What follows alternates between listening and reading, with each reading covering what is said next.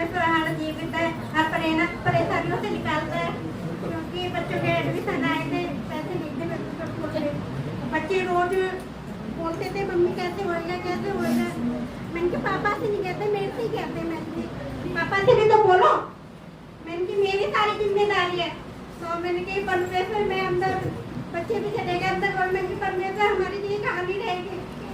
भैया थोड़ी देर बाद कह रहे चिंता मत कर, सब हो जाएगा। बच्चे कह रहे मम्मी प्रार्थना करते हैं, हम प्रार्थना करी अंदर बैठ के कमरे में, और सारा इंतजाम करा, किताबें भी नहीं आई, बुकें भी आ गई, कपड़े भी आ गई, एडमिशन भी हो गया। ये परमेश्वर की ओर से हुआ है। क्योंकि इंसान कुछ नहीं कर सकता, इंसान कहता ना मैं ये करूँगा, मैं वो करूँगा, उसके बिना कुछ नहीं कर सकते। और परमेश्वर ने बहुत कार्य करे मेरे जीवन में। जिस टाइम पे मैं आई थी विश्वास में, कह रहे सारी होके पैदा करेंगे, बच्चे नहीं होंगे गले में। मैं पीछे नहीं हटी, मेरे पिताजी ने सर उन्होंने बाइबल पढ़ी थी, उन्होंने कहा बेटा जो जा रहे हो ना तुम अच्छी जगह पे जा रहे हो, बुरी जगह पे नहीं, पीछे कभी मुड़ के मत देखना। दुनिया चाहे कुछ भी कहे, दुनिया ने बहुत कुछ कहा। साथी पापा बहुत बीमार पड़े थे जब थोड़े विश्वासी थे, ये भाई भी थे, और ये गए सारे जब पास्टर जी दिन में गए थे। कह रहे बहन आ नहीं रही, क्या बात है? साथी पापा बहुत बीमार थे, मुंह से ब्लड आया। कह रहे इन्होंने ईसाई धर्म कर लिया ना, परीक्षा की घड़ी आई है। मैंने की परीक्षा की घड़ी नहीं, परमेश्वर हमें आजमा रहा है। फिर भी कह रहे मरेंगे चाहे जिएंगे, परमेश्वर में नहीं हटेंगे। 6 महीने बाद मुझे परमेश्वर में 6 महीने आए, सब कुछ आया, कुर्सी आई, अलमारी आई, घर में भी बदलाव आया। पानी नहीं था घर में, पानी लेने जाते थे ना, पानी के सीने निकालते थे, पानी नहीं भर पाते थे हम, बर्तन सड़क पे मारते थे, कुछ भी नहीं था हमारे पास। ये सच्ची गवाही झूठी नहीं है। तो परमेश्वर में आने से हमारा सब कुछ बदलता चला गया। सब इंसान कुछ नहीं कर पाता है, ना रिश्तेदार ना नातेदार पड़ोसी ताने मारने के लिए होते हैं, घर वाले भी ताने मारने लायक होते हैं। परमेश्वर हमें चुनता है ना, बुराइयों से निकालने के लिए चुनता है, हमारे जीवन बदलने के लिए चुनता है। हाँ, मेरे को पता भी नहीं था पास्टर जी के बारे में, विश्वास के बारे में। परमेश्वर ने मुझे निकाला। मैं निरंकारी थे, मेरे जीवन में कभी कार्य नहीं हुए थे रोने के सिवा। रोज सुबह सत्संग करके आती, शाम को गाली बकती, ये आदमी तुझे देख रहा है, ये आदमी तुझे देख रहा है, फिर भी पुड़ के रह जाती। मैंने कि मेरा मालिक जानता है मैं कैसे भी हूँ। मैंने कि मैं बुरे काम करूंगी तो मैं आपके साथ नहीं रहूंगी, मैं गलत जगह पे जाऊंगी। फिर परमेश्वर ने मुझे अच्छा मार्ग दिखाया और मैं अच्छी जगह पे आई। बेटी भी थी, अभी देखी, और श्रिया की भी इतनी परेशानी हुई।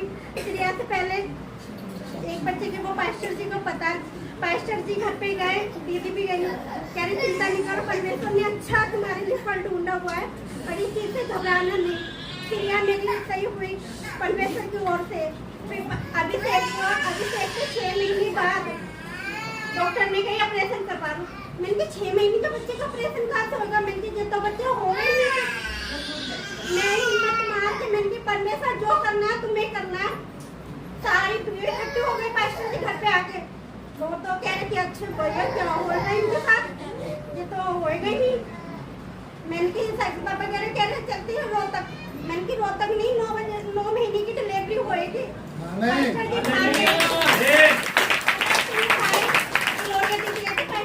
इन्होंने गोल चक्रे में बिठा के प्रार्थना करी थी सबने। और वो प्रार्थना एक बहन की नहीं, 2 बहनों के बेटा हुआ था, उसकी 4 बेटी थी, उसकी भी हुई थी प्रार्थना। डॉक्टर भी मुझे कहते क्या रोज की रोज आ जाती पीटीआई, क्या बात है, परेशान करने के लिए चले आते। कह रहे चलो भी ऑपरेशन बाद में ले जाते हैं। मैंने ले जाओ, मैंने मुझे पता होएगा नहीं, मैंने करनाल में जाके डिलीवरी होएगी। छोटे डॉक्टर थे, 12 बजे के टाइम ले गए मुझे आईसीयू में। मेरे ऑक्सीजन वगैरह लगाई, पेट पे वो लगाए, दवाई वगैरह। कह रहे भाई, कह रहे कौन कौन आया तुम्हारे साथ? मैंने की मेरी मम्मी आई है साथ, मेरे घर वाला। कह रहे उनसे कहो ऑपरेशन का इंतजाम कर ले। मैंने क्या ऑपरेशन नहीं होएगा? कह रहे तुम्हें कैसे पता? मैंने क्या ऑपरेशन होएगा नहीं मेरा। तो फिर उन्होंने कुछ लेके आए, मेरी इधर मशीने से लगाई। कह रहे ढक्कन बर्तन नहीं, बच्चे को कुछ भी नहीं। मैंने की अपनी तो प्रार्थना की बारी है, मैं पड़े पड़े प्रार्थना करती रही, सामने एक लेडीज खत्म हो गई, बच्चा भी खत्म हो गया, उसकी तरफ भी ध्यान और मेरे मन में तेज नहीं बोल रही थी, धीरे धीरे परमेश्वर हालेलुया धन्यवाद ऐसे करती रही। जब वो दोनों जनी इनके पापा शक्ति पापा को और मम्मी को बुलाने गए, कह रहे तैयारी करो ऑपरेशन की, तो जब तक वो आए भैया लंबरिक चालू हो गई। मेरी सारी कह रहे धड़कन है इस बच्चे की, ये तो ठीक है, कह रहे थे ले लो।